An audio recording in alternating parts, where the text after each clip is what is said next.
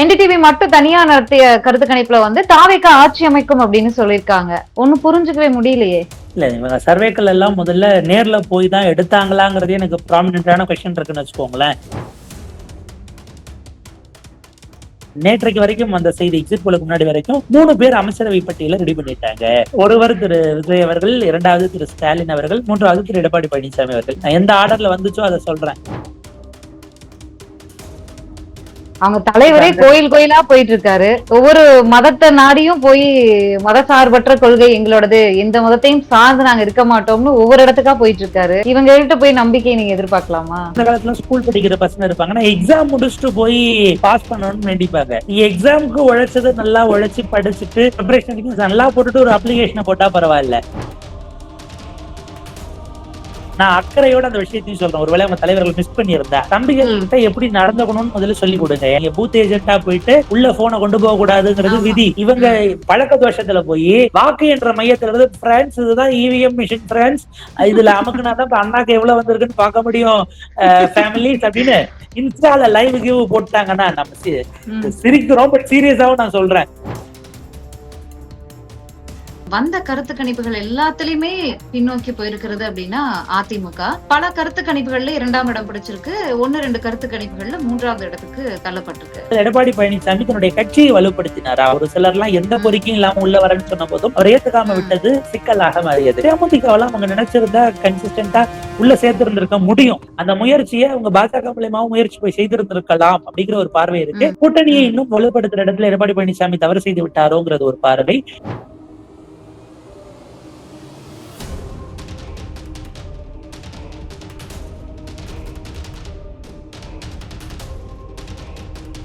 அரசியல் அன்கட் நேயர்களுக்கு வணக்கம். நிகழ்ச்சியில சிறப்பு விருந்தினராக ஆன்லைன் வாயிலா வளவன் இணைந்திருக்கிறார். பேசலாம். வணக்கம் வளவன், எப்படி இருக்கீங்க?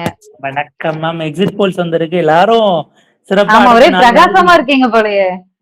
பிரகாசமா நம்ம இருக்கோம்னா அடுத்த 4 நாளைக்கு அதுக்குள்ளதான் டிராவல் பண்ணி ஆகணும். வருத்தத்தோட டிராவல் பண்ண முடியாது இல்லையா? பாலிட்டிஷியன்ஸ் தான் இது வந்ததுன்னா கருத்து திணிப்பும்பாங்க, சாதகமா வந்தா மக்களுடைய தீர்ப்பு கணிச்சிட்டாங்க அப்படிம்பாங்க. நமக்கு எல்லாமுமே பார்க்க வேண்டிய இடம் தானே. அதனால ஆப்வியஸா நல்லா இருக்கு கருத்து கணிப்புகள் தந்ததெல்லாம் பார்க்கும்போது ஒரு வைப். ஓகே, நேஷனல் சேனல்ஸ் வைப்ல இருக்கீங்க. நேஷனல் சேனல்ஸ்ல இருந்து பல கருத்து கணிப்புகள் வந்திருக்கு. அதுல வந்து most of the exit poll வந்து ஒரு கட்சி, ஆளும் கட்சிக்கு ஆதரவா வந்திருக்கு. 1-2 கருத்து கணிப்புகள் மட்டும் வந்து புதுசா வந்த விஜய்க்கு ஆதரவா வந்திருக்கு.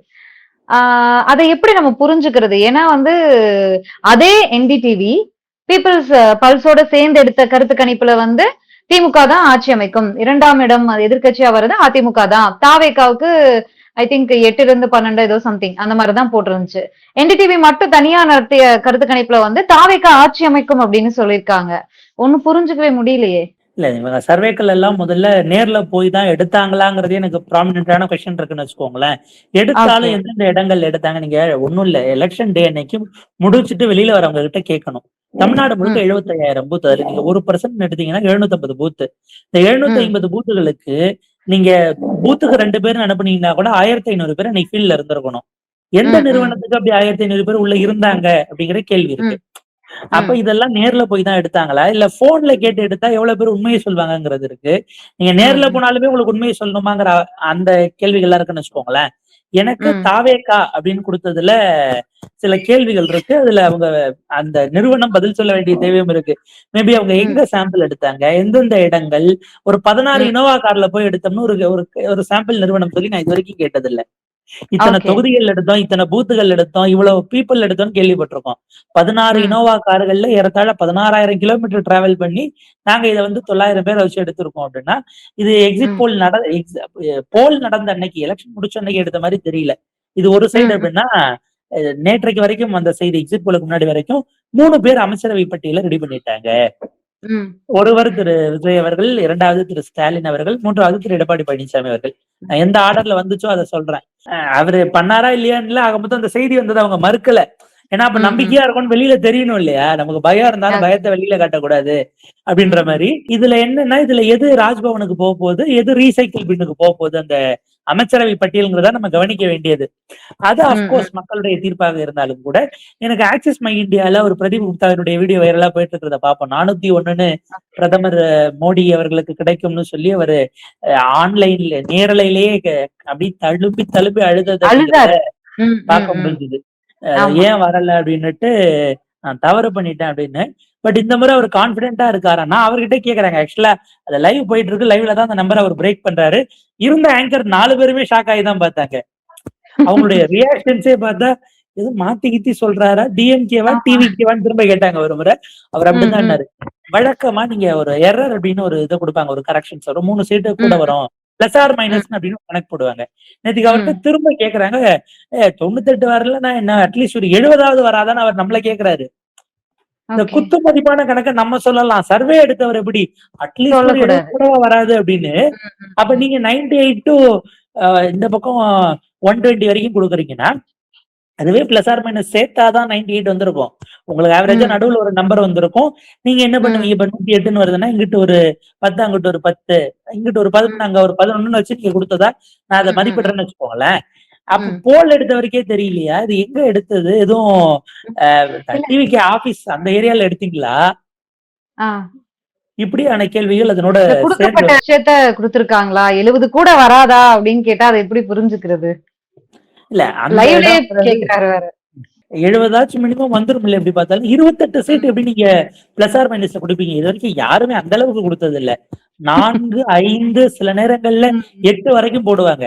அதுக்கு மேல ம், போச்சுன்னா ரொம்ப பெரிய மேக்ஸிமம் எரர் வரும். அதாவது நீங்க 98ல 28 நீங்க கணக்கு பண்ணீங்கன்னா, 20% உங்களுக்கு எரர் வருமாங்கிற கேள்வி இருக்குல்ல. ம், ம், 28 20 இல்ல 25 28% வரைக்கும் நீங்க எரருக்கு கொண்டு போறீங்க அப்படின்னா, அது ரொம்ப ம், அபாயகரமானது நம்ம பார்க்க வேண்டியிருக்கு. நீங்க குடுத்தத ம், ம், குடுத்தாரா அப்படின்னு கேட்டீங்க. ஒருவேளை அப்படி இருந்திருந்தாலும் அவரால நீண்ட காலத்திற்கு அவங்க கிரெடிபிலிட்டி அடைவாங்கல்ல நீங்க. நாளைக்கு ஏதாவது ஒரு ம். எக்ஸிட் போடலாம். எப்ப அந்த மோடியோட இதுக்கு வந்து அ தவறா கணிச்சுட்டு ஆன்லைன்லயே ஒரு அழுது வைரல் அழுது ஆச்சு. அவர்தான்ப்பா. விஜய் ம், சார் 120 வருவாரு. தனிப்பெரும் கட்சியாக வந்துருவாங்கன்னு சொன்னாரு. அவர்தான்ப்பா என்று ம், கிரெடிபிலிட்டியே காலியாகறதுக்கான வாய்ப்பு இருக்கு. சோ அது ம், எந்த ம், அளவுக்கு எனக்கு தெரியும் சாம்பிளிங்ல எனக்கு சந்தேகம் இருக்கு. நீங்க ஒரு ம், பூத்ல முடிச்சுட்டு வராங்க. அது இதுக்கு இப்ப தாவேக்காவினர் ஒரு கதை சொன்னாங்க. நீங்க கேட்டீங்களான்னு தெரியல. அதுவும் வைரலா ம், போயிட்டு இருக்கு. ஏன் மத்த எக்ஸிட் ம். போல் எல்லாம் கம்மியா வந்துச்சுன்னா, விஜய் சார் சொன்னாராம். காலையில ஆ, எலெக்ஷன் அன்னைக்கு குளிச்சுட்டு ஃப்ரெஷ் ஆகி ரெடியா டான்னு கிளம்பி போய் எல்லாம் ம். உடனடியா இதுக்கு போலீஸ் பூத் இல்ல இந்த பூத்துக்கு ஓட்டிங் பூத்துக்கு முதல்ல போயிட்டு ஓட்டிங் ஆ, ஓட்டிங் பூத்துக்கு முதல்ல போயிட்டு உங்க ஐடி கார்டு எடுத்துங்க ஓட்டர் ஐடியை வீட்டுல இருக்கிறவங்களையும் கூட்டு போங்க போய் ஓட்டு போட்டுன்னு விஜய் சார் சொன்னாராம். சொன்னதுக்கு ம். எடுத்து எல்லாம் என்ன பண்ணிட்டாங்கன்னா 7 to 8 டிவிக்கு எல்லாம் போட்டுட்டு வந்துட்டாங்களாம்.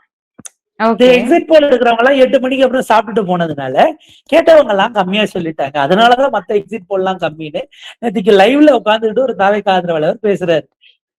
நீங்க இதை என்னவா புரிஞ்சுப்பீங்க? எப்படி மதிப்பிடுவீங்க? அதாவது ம், ரொம்ப சிம்பிளா இதெல்லாம் நம்பல. மக்களின் மீது எங்களுக்கு முழுமையான நம்பிக்கை இருக்கிறது. மிக நிச்சயமாக ம், ம். நாங்கள் வெற்றி பெறுவோம் அப்படின்னா அது வேற.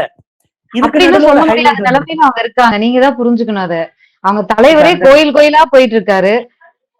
ஒவ்வொரு மதத்த நாடியும் போய் மதசார்பற்ற கொள்கை எங்களோடது. எந்த மதத்தையும் சார்ந்து நாங்க இருக்க மாட்டோம்னு ஒவ்வொரு இடத்துக்கா போயிட்டு இருக்காரு.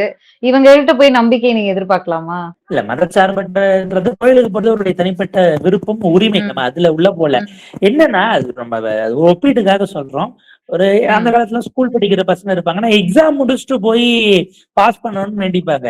நீங்க எக்ஸாம்க்கு உழைச்சத நல்லா உழைச்சு படிச்சுட்டு ப்ரிப்பரேஷனுக்கு நல்லா போட்டுட்டு ஒரு அப்ளிகேஷன போட்டா பரவாயில்ல. நீங்க உங்க ம், செய்ய வேண்டிய இடத்துல எல்லாம் கோட்டை விட்டுட்டு அப்புறம் போனீங்கன்னா எப்படிங்கிறதுதான் அதுல அவர் மீதான நமக்கு விமர்சனமா இருக்கு. அப்கோர்ஸ் அதை தாண்டி ம், இன்னொன்னு வந்திருக்கு. இன்னும் சரியாக 108 மணி நேரம் தான். ம், 109வது மணி நேரம் விஜய் அவர்கள் முதலமைச்சராக பதவி பிரமாணம் எடுப்பார்னு ம். அவைக்காவினுடைய செய்தி தொடர்பாளரும் அவருடைய ஆஸ்தான சோதிடர் என்று சொல்லப்படுகிற திரு ரத்தன் பண்டிட் அவர்கள் பேட்டியே கொடுத்திருக்காரு இன்னைக்கு. ஓகே. அவர்கிட்ட பைட் எல்லாம் எடுத்திருக்கிறாங்க. அவர் சொல்றாரு நாங்க எய்தர் 170க்கு மேல வருவோம் அல்லது ம், 140க்கு மேல வருவோம். இதுல ம்ஹ்ம். 170க்கு மேலயா அல்லது 140க்கு மேலயா இல்ல 170 140க்கு மேலதான் இருக்குன்னு சொல்ல வரான்னு தெரியல. வாக்கு சதவீதம் ம், 45% என்கிட்ட இருக்கு. அப்ப அவர் சொல்றது படி பார்த்தா ஆக்சிஸ் இந்தியாவே தவறா கணிச்சிருக்கு. 10% கம்மியா கணிச்சிட்டாங்க ம், அப்படிங்கிறது அவருடைய கிளைமா இருக்கு. சீட்டு பெருவாரியா வெற்றி பெறுவோம். நீங்க பாருங்க ஓட்டு எண்ணிக்கைக்கு வரைக்கும் பொறுத்துருங்க. 108 மணி நேரம் ஓட்டை எண்ணி முடிக்க 108 மணி நேரம் முடிந்தது. 109வது மணி நேரம் எங்கள் தளபதி, எங்கள் தலைவர் தமிழ்நாட்டினுடைய முதலமைச்சராக பொறுப்பேற்பார், நீ எல்லாரும் பாப்பீங்க அப்படின்னு அவங்க அந்த ப்ரெடிக்ஷனுக்கு போயிட்டாங்க. இப்ப என்ன நடக்குதுன்னா, இந்த எலெக்ஷன் நேற்றைக்கு வரைக்கும் விஜய் சென்ட்ரிக் எலெக்ஷனாக பேசப்பட்டது. எக்ஸிட் போலுக்கு பிறகு பிரதீப் குப்தா சென்ட்ரிக் எலெக்ஷனா மாறி போச்சு. ஏன்னா ஒரு பக்கம் பிரதீப் குப்தா முன்னாடி எடுத்து எதெல்லாம் தப்பா போச்சு அதை எடுத்து போட்டு அவரை சொல்லிட்டு இருக்கிறாங்க. இவரு சொல்லியா நடக்க போகுது, இங்க பாருங்க அப்படின்னு அவரை அழுத வீடியோஸ் அதுக்கு முன்னாடி எந்தெந்த ஸ்டேட்ஸ்ல தப்பா போச்சுன்னு. இன்னொரு பக்கம் பிரதீப் குப்தா சொல்லி இதெல்லாம் பழிச்சதோ அதை தாவைக்காவனார் கொண்டு வராங்க. இவர் எவ்வளவு துல்லியமா கணிச்சாரு பாருங்க, எப்படி இவர் கணிச்சு பழிச்சு அவர் முதலமைச்சர் ஆனாரு பாருங்கன்னு. இப்ப கடைசியில டிபேட்ல விஜய் சார் சென்ட்ரிக்கா இருந்தது, ஒட்டுமொத்தமா ஒரு நிறுவனம் சென்ட்ரிக்கா மாறி போச்சு. அந்த வகையில இது அவருக்கான ஸ்கோரிங்கா நம்ம பார்க்கலாம். அடுத்த 4 நாளைக்கு நீங்க பாருங்க, ஆக்டிவ் மை இந்தியா அப்படி சொல்லிருச்சு. எல்லா ஊடகங்களிலும் அது ஒரு டிபேட்டுக்குள்ளேயே உள்ள ஒரு மெயின் இஷ்யூ அதுதான் மாறுது அப்படிங்கிறதையும் பார்க்க முடிஞ்சது. சோ அந்த இடத்துல ஒரு இடத்த அவங்க கைப்பற்றி இருக்கிறாங்கன்னா இதை தாண்டி வேற எதுவும் விஜய்க்கான எட்ஜ் கொடுத்ததை போல தெரியல. ஒரு சிலர் 40 அந்த ரேஞ்சுக்கெல்லாம் யாரோ அது வழக்கமா எடுக்கக்கூடியவர்கள் இல்ல. ஏதோ ஒரு சில போல்ஸும் கோட் பண்றாங்களே தவிர நமக்கு சைடேஷன் முழுமையா வரல. இதுல எல்லா எக்ஸிட் போல்லையும் ஒரு விஷயம் தவறு செய்திருப்பாங்க, குறிப்பா அது விஜய் சென்ட்ரிக்கா நான் சொல்லக்கூடியது. இந்த வாங்கின சதவீதத்தை சீட்டா கன்வெர்ட் பண்றதுல ஒரு சிக்கல் இருக்கும்னு நம்ம பார்க்க வேண்டியிருக்கு. அதுவும் விஜய் சாருக்கு ஒர்க் அவுட் ஆகி இருக்கலாம். ஏன்னா சிங்கிள் டிஜிட் வர்றது அப்படிங்கறதே வந்தா அதுவே பெரிய விஷயங்கிற நிலையில டபுள் டிஜிட், ட்ரிபிள் டிஜிட் ஆட்சி அப்படிங்கறதெல்லாம் கொஞ்சம் பிராக்டிக்கல்ல இருந்து விலகி இருக்கிறதோ அப்படிங்கிற ஒரு பார்வை இருக்கு. ஓகே. இப்போ நம்ம தமிழ்நாட்டு ஊடகங்கள் வந்து கருத்து கணிப்பு எடுத்திருந்தாங்க அப்படின்னா, ஊடகங்கள் வந்து இன்னைக்கு ஒரு ஒரு சார்பா இருக்காங்க, அப்படி இப்படின்னு 1000 குற்றச்சாட்டுகளை வைப்பாங்க. மக்களுக்குமான பார்வையும் அப்படி இருந்திருக்கிறதுக்கு வாய்ப்பு இருக்கு. நேஷனல் மீடியாங்கும் போது ஒரு நம்பிக்கையோட பார்ப்பாங்க. ஏன்னா அவங்களுக்கு எந்த சார்பும் இருக்காது. தமிழ்நாட்டுல அவங்களுக்கு என்ன பிடிப்பு இருக்க போகுது அப்படின்னு சொல்லி. பட் இந்த தமிழ்நாட்டினுடைய இந்த களத்தை அவங்க புரிஞ்சுக்காம எடுத்திருக்காங்க. அந்த பெர்சன்டேஜ் கன்வெர்ட் பண்றதுல புரிஞ்சு பார்க்கலாமா? அப்படி பார்க்கலாமா நம்ம? அதுதான் காரணம்னு பார்க்க முடியுமா? ஏன்னா எல்லாருமே ஒரு 8ல இருந்து 25, 26 வரைக்கும் சீட் கன்வெர்டபிலிட்டி இருக்கு அப்படின்னு போட்டிருக்காங்க. இல்ல அந்த இடம் நீங்க டெல்லியில இருந்து தமிழ்நாட்டை பார்க்கிறவர்களுக்கு ஏதோ ஒரு நடுவுல ஒரு கலர் கண்ணாடி இருக்கு, அது சரியா பார்க்க முடியாம போகுதுங்கிறத நம்ம தொடர்ந்து பார்த்துட்டு இருக்கிறோம். ரொம்ப முக்கியமாக நீங்க அது அரசியல்வாதிகளாக இருந்தாலும் சரி, அமித்ஷா அங்க இருந்து பியூஷ் கோயலோட டிஸ்கஸ் பண்ணிட்டு தமிழ்நாட்டுல என்ன சீட்டு வாங்கலாம்னு முடிவு பண்ணா இங்க பாஜக ஜெயிச்சு வந்துருமான்னு ஒரு கேள்வி இருக்கு. அதையே நீங்க கிரீஷோடங்கிறப்போ ராகுல் காந்திக்கும் கூட பொருத்தி பார்க்கலாம். தமிழ்நாடு சென்றிருக்கேன், நீங்க தமிழ்நாட்டுல அந்த தொகுதியில 5 வருஷம் வேலை பார்த்த வரைக்கும் ஜெயிச்சிருவீங்களான்னு இப்ப போய் கேட்டா ஆஃப் த ரெக்கார்ட்ல தெரியல சார், கடைசி வரைக்கும் என்னன்னு லாஸ்ட் ரவுண்ட் வரைக்கும் என்னன்னு போல சார், யார் ஓட்டு எந்த பக்கம் போச்சுன்னே தெரியாம இருக்குன்னு பதட்டத்தோட உட்கார்ந்து இருக்கிறாங்க. இவங்க நம்ம நொய்டா சென்ட்ரிக்காக டெல்லி சென்ட்ரிக்காக இவங்க இருந்துகிட்டு அங்க இருந்து ப்ரெடிக்ட் பண்றாங்க அப்படின்னா நல்லா வந்துட்டா சரி. ஆனா ஒரு காம்ப்ரஹென்சிவ் பிக்சர், ஒரு 5 விழிமாற்றுத்திறனாளிகள் யானையை பத்தி அவங்க உணர்ந்ததை சொன்னா அது எதுவுமே யானை இல்லைன்னு ஒரு கதை இருக்கும்ல. அந்த மாதிரி அவங்களுக்கு என்ன தெரியும், அவங்களுக்கு யார் யார் இன்புட்ஸ் கொடுத்தாங்களோ அதை மட்டும் நம்பக்கூடியவர்களாகத்தானே இவர்கள் இருந்திருக்கிறார்கள்னு நான் புரிஞ்சுக்கிறேன். குறிப்பாக இதுல இவங்க கொடுத்திருக்கக்கூடிய அந்த பெர்சன்டேஜஸ் இருக்கு இல்லையா, நீங்க ஒரு பூத் எடுத்துக்கோங்களேன். நீங்க ஒரு தொகுதிக்கு ஒரு இதுல யாராச்சும் இப்ப வரைக்கும் கொடுத்த எக்ஸிட் போல்ஸ்ல மண்டல வாரியான டிவிஷன் அல்லது இது தாவேக்கா முன்னணியில இருக்கக்கூடிய 100 தொகுதிகள் இதோன்னு ஒரு லிஸ்ட், இது எதையாச்சும் ரிலீஸ் பண்ணாங்களா? மண்டல வாரியா ஏன் கொடுக்கலன்னு நீங்க மண்டல வாரியா போகல. தமிழ்நாடு முழுக்க குறுக்கும் நெடுக்கும் கிழக்கும் மேற்கும் வடக்கும் தெற்குமாக நீங்க நடக்கல, போகல, சாம்பிள் எடுக்கல. அதனாலதான் நீங்க அதை வந்து எப்படி சொல்றீங்கன்னா ஓவரால் ஒரு ஜஸ்ட் காம்ப்ரஹென்சிவ்ல கொடுத்துட்றீங்க. ஏன்னா நீங்க ஒரு தொகுதிக்கு ஒரு பூத்துன்னு எடுத்தா அந்த பூத் எங்க இருக்குங்கிறத பொறுத்து அந்த பூத்துல யாருக்கு செல்வாக்குங்கிறது இருக்கும். அந்த ஏரியாவை நீங்க எடுத்தீங்கன்னா சிங்கிள் பூத் சாம்பிள் எடுத்தாலே அந்த பூத்துக்குள்ள போனா இன்னும் எத்தனை ஃபேக்டர்ஸ் இருக்கு பாருங்களேன். ஒரு அர்பனா இல்லாம ரூரலா இருக்குன்னு வச்சுக்கிட்டா அது வந்து இதுல இடைநிலை சாதிகள் இருக்கக்கூடிய பகுதியா அல்லது ஒடுக்கப்பட்ட மக்கள் இருக்கக்கூடிய பகுதியாங்கிறது இருக்கு. அங்க யாரு செல்வாக்கு கொண்டவர்கள்ங்கிறது இருக்கு. நீங்க எடுத்த சாம்பிள்ல ஆண்களா பெண்களா, அவங்களுடைய வயது 20க்கு கீழே இருக்கா, 20க்கு 45 இருக்கா, 45க்கு மேல இருக்கா, இல்ல பேரம்பேத்திய பார்த்தவங்களா, 60க்கு மேலவா, இதுக்கு முன்னாடி அவங்க யாருக்கு ஓட்டு போட்டுங்க அது ஸ்விங் ஆயிருக்கு.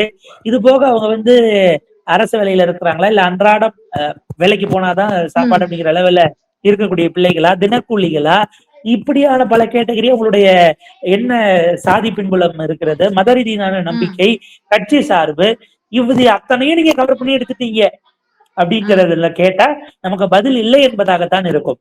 அதாவது இல்ல அவங்க இதுல என்ன என்னென்ன வந்தாலும் கேள்விகளை முன் வச்சாங்கங்கறத இப்ப தமிழ்நாட்டை பொறுத்த வரைக்கும் நம்ம தமிழ் ஊடகங்கள்லாம் வந்து கருத்து கணிப்புக்கு போகும்போது நாங்க இத்தனை தொகுதிகள்ல இத்தனை நபர்கள் கிட்ட கருத்து கணிப்பு நடத்தணும், இந்த கேள்விகளை தான் நாங்க கிட்ட முன் வச்சிருந்தோம், பெருவாரியா இந்த கேள்விகளுக்கு இந்த பதில் வந்துச்சு அப்படிங்கிற விளக்கம் எல்லாம் கொடுப்பாங்க. கொடுத்தே நம்ம அதை வந்து நம்மளுடைய நம்பகத்தன்மை அப்படிங்கிறது வந்து அவங்க மேல கம்மியா தான் இருக்கும். இவங்க எதுவுமே சொல்லலையே, இனோவா காரோட கணக்கு மட்டும் தானே சொல்லியிருக்காங்க. இல்ல அது ரொம்ப கவனிக்கத்தக்கது. இதுல இந்த 43,000 பேர் வரைக்கும் அதுல போனதாவும் இன்னொரு விஷயம் சொல்றாங்க அவரு. 14,000 கிலோமீட்டர் போனோம், இவ்வளவு மேன் பவர் நல்லா. நீங்க அதை எங்க இருந்து அதை ப்ரெடிக்ட் பண்ணீங்கிறது இருக்கு. எனக்கு அதுல கேள்வி. கொஸ்டினரை ரிலீஸ் பண்ணா நீங்க எந்த ஆப்ஷனை முதல்ல வச்சீங்கிறது இருக்கு. உதாரணத்துக்கு நீங்க ஒரு கூகுள் ஃபார்ம்ல ஒரு ஃபில் பண்ண சொல்லி லிங்க் அனுப்புறீங்கன்னு வச்சுக்கோங்களேன். இதே election prediction exit poles Google ஃபார்ம்ல நீங்க போனீங்கன்னா தொகுதின்னு மாவட்டத்தை கிளிக் பண்ணிட்டு போட்டா பிரச்சனை இல்லை. வெறுமனே பிளைனா நீங்க தொகுதின்னு ஒரு இது வச்சிருக்கீங்கன்னா 234 ஸ்க்ரோல் பண்ணி நான் என் தொகுதியை கிளிக் பண்ணணும். சோம்பேறி பண்ணிட்டு முதல்ல இருக்கிறதுல நான் கிளிக் பண்ணிட்டு போலாம்.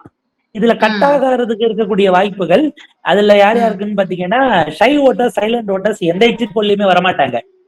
இப்ப நம்ம உதாரணத்துக்கு மக்கள்கிட்ட பைட்டு கேட்கறதுக்கு மக்கள் கருத்துக்கு வாக்ஸ் பாக் போறோம்னா ஷை ஓட்டர்ஸ் வந்து ரொம்ப அவங்க தயங்குவாங்க, நம்ம அவங்களை கட்டணும். அப்படியே கன்வின்ஸ் ஆனாலும் கூட கேமராக்கு ஆஃப்ல இருக்கிற வரைக்கும் பேசுவாங்க, ஆன் பண்ணா வேண்டாம்னு விலகிடுவாங்க. இவங்கெல்லாம் நீங்க பொறுமையா கன்வின்ஸ் பண்ணிருக்க வழியே கிடையாது. ஒண்ணு சைலண்ட் ஓட்டர்ஸ் நீங்க என்ன கேட்டாலும் ஆரம்பத்திலே இல்லங்க எனக்கு அதுல சொல்ல விருப்பம் இல்லைன்ட்டு அவங்க விலகிடுவாங்க. இந்த கேட்டகரி எந்த சர்வேலையுமே வர மாட்டாங்க. நம்ம அதை விட்டுறலாம். இப்ப கேள்வியில எனக்கு திரும்ப திரும்ப இருக்கிறது நீங்க அதர்ஸ்ல கொண்டு போய் சீமான சேர்க்கறீங்க. யாராவது என்டிகேக்கு தனியா ஓட்டு கொடுத்தாங்களான்னா இல்ல. இப்ப அவங்களை பொறுத்த வரைக்கும் இந்த 3 தான் தெரிஞ்சிருக்கு. ஆப்ஷன்ல நீங்க ஃபர்ஸ்ட் ஸ்டாலினை வச்சீங்களா, இல்ல ஃபர்ஸ்ட் எடப்பாடி பழனிசாமி வச்சீங்களா, ஃபர்ஸ்ட் விஜய் வச்சீங்களா, சீமான்ங்கிற ஒரு கட்சி பேரு இருந்ததா, இல்ல ஆரம்பத்திலே அதர்ஸ்ல தான் இருந்ததா? நீங்க சில இடங்கள்லாம் 8 சீட்டு வரைக்கும் எல்லாம் சொல்றீங்களா? அது எப்படி சசிகலாமா 2, அவரு டாக்டர் கிருஷ்ணசாமி அவருக்கு 1ஓ 2ஓ போகும், வேல்முருகன் அவர்களுக்கு 2, சீமான் அவர்களுக்கு 2 பிரிக்கணுமா? என்ன ஸ்பிளிட் அப் இருக்கு? நேற்றைக்கு ஒரு ஒப்பீட்டுல நேஷனல் மீடியால தான் பேசுறாங்க, 83ல என்டிஆர் வந்ததை போல அதற்கு பிறகு இப்போது ஒரு இதை தமிழ்நாடு பாக்குதுங்கிறாங்க. என்டிஆர் தமிழ்நாட்டிலே வந்தாரு இல்ல, அது எந்த உதாரணத்தை எப்படி பேச்சப் பண்றாங்கன்னு நமக்கு புரியல. எம்ஜிஆர்னு சொல்ல வந்தா 83 கிடையாது, வருஷம் தப்பு. வந்தாரு அப்படின்னா அந்த உதாரணம் ஆந்திரா உதாரணத்தை நீங்க எப்படி தமிழ்நாட்டுல பொறுத்துவீங்கிறது இருக்கு. ஒரே இதுலயே அடுத்தடுத்த எலெக்ஷன்ல வெவ்வேறு விதமான பேட்டர்ன்ல ஒரே நேரத்துல சட்டமன்றத்துக்கும் நாடாளுமன்றத்துக்கும் நடந்தா வெவ்வேறு விதமான பேட்டர்ன்ல வாக்களிக்கக்கூடியதாக நம்ம வாக்காளர்கள் இருக்கிறாங்க. எனவே டெல்லிக்கு ஒரு சிக்கல் இருக்கு. அவங்க அந்த கொஸ்டினரை ரிலீஸ் பண்ணாலுமே அவங்க என்ன மெத்தட்ல சாம்பிள் எடுத்தாங்கிறது இருக்கு இல்லையா? நேர்ல போயா, வாய்ஸ் காலா, இல்ல ஆன்லைன்ல நீங்க கொடுத்துருக்கீங்களா, கூகுள் ஃபார்ம்ல நகர்த்துறீங்களா, ஹைபிரிட் வெர்ஷனா? இப்ப இதுல எனக்கு ஒரு சந்தேகம். நம்ம தமிழ்நாட்டுக்காச்சும் ஒரு வாரம் கேப் இருந்தது. வெஸ்ட் பெங்கால்லாம் எப்படி நேற்று காலையில 10 மணிக்கு வெளில வரவங்கிட்ட டேட்டா வாங்கி நீங்க இருக்கக்கூடிய நேற்று 152 இடங்களுக்கு நடந்துச்சு. அந்த 152 நீங்க தனித்தனியா அனுப்பி சாயங்காலம் 6 மணிக்குள்ள கம்பைல் பண்ணி சதவிகிதம் யார் முன்னணி இதெல்லாம் நீங்க கணிச்சிட்டீங்களா? தேர்தலே முடிஞ்சது. அதுதான் சொல்றேன். நீங்க 6:30க்கு ரிலீஸ் பண்றீங்கன்னா அந்த டேட்டாவை எவ்வளவு நேரம் உட்காந்து கம்பைல் பண்ணீங்க? வெவ்வேறு தொகுதியில ஆள் இருந்தா அவங்க எல்லாம் அங்க இருந்து ஆபீஸ்க்கு கொண்டு வந்து எல்லாத்தையும் கொடுத்துட்டாங்களா? இதெல்லாம் சாயங்காலத்துக்குள்ள நடந்துருச்சா? இதெல்லாம் உட்காந்து சிஸ்டம்ல ஃபீட் பண்றதுக்கே டைம் ஆகவே நீங்க சிஸ்டம்ல அனுப்புனா கூட எப்படி கொலாபரேட் பண்ணீங்க? இவ்வளவு கேள்விகள் இருக்கு. எனவே இவங்க இதுல என்னன்னா இந்த எலெக்ஷனை பேஸ் பண்ணி நம்ம கடந்த நேர்காணல பதிவு பண்ண மாதிரி ரொம்ப சிறப்பா மகிழ்ச்சியா இருந்தது. சர்வே எடுக்கக்கூடியவர்களும் இன்ஃபுளுசர்ஸும் தான். அதனுடைய ஒரு எக்ஸ்டென்ஷனாக இருக்கிறதோ அப்படின்னு நம்ம பார்க்க வேண்டியிருக்கு. சர்வேக்கள் தங்களை அப்டேட் பண்ணிருச்சா? இன்றைக்கு இருக்கக்கூடிய நவீன அதுவும் அப்கிரேட்னா ஏற்கனவே பேப்பர்ல குறிச்சதை நீங்க இப்ப டேபோ மொபைல் போனோ கொண்டு போய் மார்க் பண்றது இல்ல. எரர்ஸை தாண்டி ஒட்டுமொத்த பாப்புலேஷன் உங்களுடைய பிரதிநிதித்துவம் எல்லோரையும் அதை உள்ளடக்கியதாக, அதாவது உங்களுடைய சாம்பிள் என்பது இந்த உங்க வாக்களிக்கக்கூடிய அந்த சமூகத்தை பிரதிபலிக்கக்கூடியதா இருக்கணும். அதனுடைய மிரர் இமேஜா இருந்தாதான் இது ஒரு எல்லை வரைக்கும் நம்ம பழிக்கும் அப்படிங்கிற மாதிரி எடுத்துக்க முடியும் இல்லையா? சோ அந்த இடத்துல நிறைய சிக்கல்கள், நெருக்கடிகள், குழப்பங்கள் இருந்திருக்குன்னு நான் பாக்குறேன். இது எல்லாத்தையும் தாண்டி எல்லா கட்சிகளும் இப்ப 140 மேல வந்துட்டதுனால திமுக இன்னைக்கே ஜெயிச்சிருவோங்கிற கான்பிடன்ட் இருப்பாங்களா? ஆப்வியஸா இருக்காது. கடைசி ரவுண்ட் வரைக்கும் இதை கட்டாயமா ஜெயிக்கணும், இதை விட கூட வரணும், என்ன ஆகுது அப்படிங்கறத பாக்கணுங்கிறது தான் இருப்பாங்க. ஒரு 3 கருத்து கணிப்புகள் திரு எடப்பாடி பழனிசாமிக்கு ஆதரவா வந்ததுனால அவர் உறுதியா அமைச்சரவை லிஸ்டினுடைய இதை இறுதி பண்ணிட்டு இருப்பாரு நம்ம பார்க்க முடியாது. திட்டி என்னட்டும் யாருக்கு போயிருக்கு, ஆக்சுவலா அவங்களுக்கு ஆதரவா வந்ததை விட வராததுல ஏன் வரலங்கிறதான் யோசிச்சுட்டு இருப்பாங்க. தலைவர்களாக ஓகே இருக்கக்கூடியவர்கள். ஓகே அநேகமா விஜய் சார் இன்னைக்கு ஏதேனும் அறிக்கையை விடலாம். இந்த கருத்து ம் திணிப்புகளெல்லாம் எங்களை வந்து நீங்க ஓரங்கட்டிட முடியாது. 4ஆம் தேதி பாருங்க, விசில் ம். புரட்சி இல்ல தெரியும் இன்னைக்கு ஒரு அப்படின்னு இன்னைக்கு மீட்டிங் எதுவும் வேற போடுறாரே அவரு.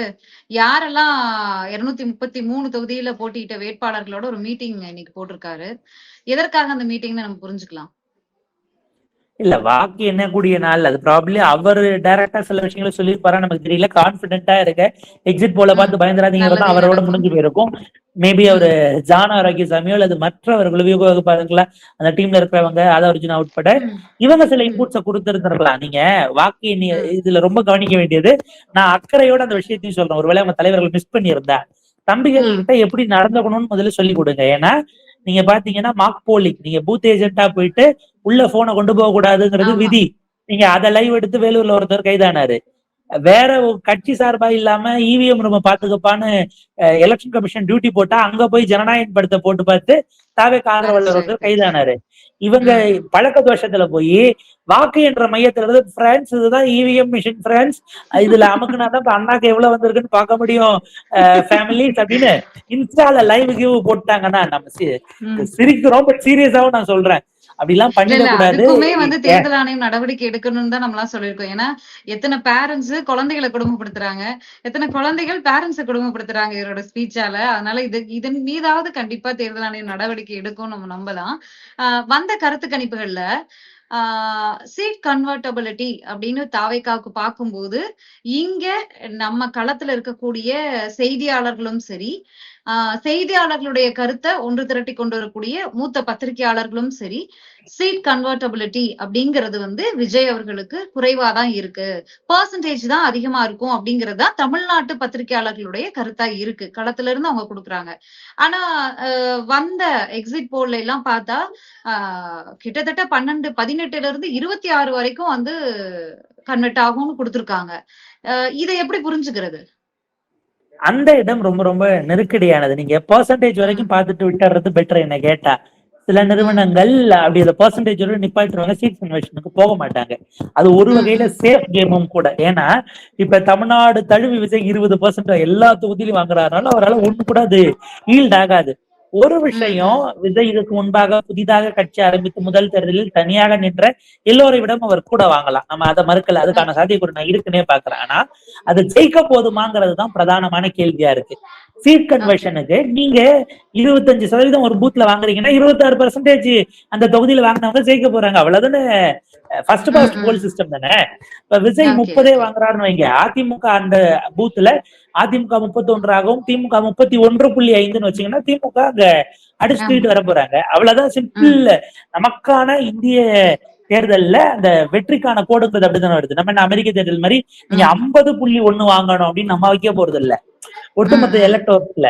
அந்த ம் இடம் தான் இவங்க எல்லாரும் தவறு பண்றது. அது என்னன்னா, நீங்க 40% வாங்கினவங்களுக்கு 140 கொடுக்கும் போது ம் 20 அப்படின்னும் போது அதுல பாதி நம்ம கொடுக்கணுமா? அட்லீஸ்ட் 70 வேண்டாம், அதுல பாதியாச்சும் ஒரு 30 கொடுக்க வேண்டாம். அது அப்படி ஆகாது. ம் நம்ம இந்தியன் எலெக்ஷன்ல அப்படி இல்ல. சில நாடுகள் இருக்கு என்னன்னா, ஒரு ம் கட்சி எத்தனை வாக்கு சதவீதம் வாங்குகிறதோ மொத்த ம் எண்ணிக்கையில அந்த ப்ரொபோர்ஷனுக்கான சீட்டை அவங்களுக்கு கொடுக்கறதுன்னு. இப்ப 100% ஓட்டுனா 20% வாங்கினா இருக்கிறதுல 5 மடங்கு 5 டைம்ஸ் இருக்கு. அதாவது இப்ப உதாரணத்துக்கு 100 சீட் இருக்கு, ஒரு கட்சி 20% வாக்கு வாங்குதுன்னா 20 சீட் அவங்களுக்கு கொடுக்கறது அப்படின்னு ம் சில இடங்கள்ல இருக்கு. இந்தியால அப்படிலாம் வரல. மக்கள் ம் கன்வர்ஷன்ல பண்ணக்கூடிய தப்பு. நான் ரொம்ப சிம்பிளா ஒரு உதாரணம் எடுக்கிறேன். ம் 1977 உதாரணத்தை நீங்க எடுத்தீங்கன்னா, அந்த ம் தேர்தல்ல எம்ஜிஆர் அவர்கள் 33% வாக்கு வாங்குறது, ம் அவருக்கு 144 சீட்டு கிடைக்குது. ம் அதை விட 9% குறைவாக கலைஞர் கருணாநிதி வாங்குகிறார், 48 சீட்டு தான் கிடைக்குது. நீங்க 9%ல ஒரு 96 சீட்டு ஸ்விங் அப்படின்னா அது ஆமா. 9%ங்கிறதுனால ஸ்விங் ஆகல, குறிப்பிட்ட தொகுதிகள்ல இதை விட அது கூட இருந்திருக்குங்கிறதுனால அது ஸ்விங் ஆயிருக்கு. ஹரியானாலாம் நம்ம ஓகே இன்னும் மோசம். சமீபத்திய எலெக்ஷன்ல காங்கிரஸ் ஓட்டு சதவீதமா பார்க்கும்போது 0.4% என்னமோ ஜாஸ்தி, ஆனா சீட்டு ம் பாஜக ஜாஸ்தி. ஓகே ஓகே எனவே அந்த சதவீதம் அந்த கன்வர்ஷனுக்குள்ள நிறுவனங்கள் நிறைய சிக்கிற இடம். பிரச்சனைகள் கேட்டா நீங்க இருக்கு. ஓகே பெர்சன்டேஜோட நிப்பாட்டிட்டு அது பெட்டரா இருக்கும். ஏன்னா ஓகே பூத்துக்கு ஓகே பூத்து மாறுபடும், பூத்துக்கு ஓகே பூத்து ஓகே புரியுது. மாறுபடும், தொகுதிக்கு தொகுதி மாறுபடும். அந்த ம் டிஃபரன்ஸ் இருக்கு. நீங்க கொடுக்கறது ஆவரேஜ் நீங்க தமிழ்நாடு முழுக்க எடுக்காத பட்சத்தில் தமிழ்நாடு ஆவரேஜ்னு சொல்ல முடியாது இல்லையா? சரி, ஓகே. இப்ப உதாரணத்துக்கு இல்ல, நான் ஒரே ஒரு உதாரணம் மட்டும் சொல்லிடுறேன். இப்ப உதாரணத்துக்கு ஒரு நிறுவனம் போய் எடுக்குது.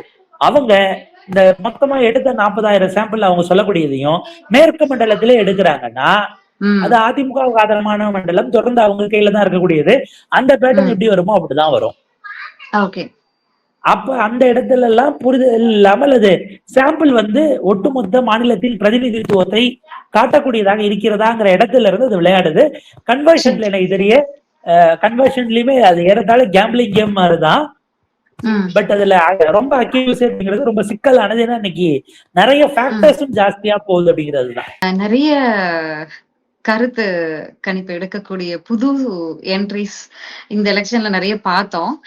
பட் ஒரு நேஷனல் மீடியா அப்படிங்கும்போது அப்படி பண்ணிருப்பாங்களா, இல்ல தமிழ்நாடு முழுக்க அவங்க ஒரு பெர்சன்டேஜ் வைஸ் தொகுதிகளை கணக்கு பண்ணி எடுத்திருக்காங்களா அப்படிங்கறத புரிஞ்சுக்க முடியல. மக்கள் தீர்ப்பு வந்ததுக்கு அப்புறம் நம்ம ஓரளவுக்கு இந்த கருத்து கணிப்பு உண்மைத்தன்மையோட இருக்கு அப்படிங்கறத நம்ம ஜட்ஜ் பண்ணலாம் அப்படின்னு நினைக்கிறேன்.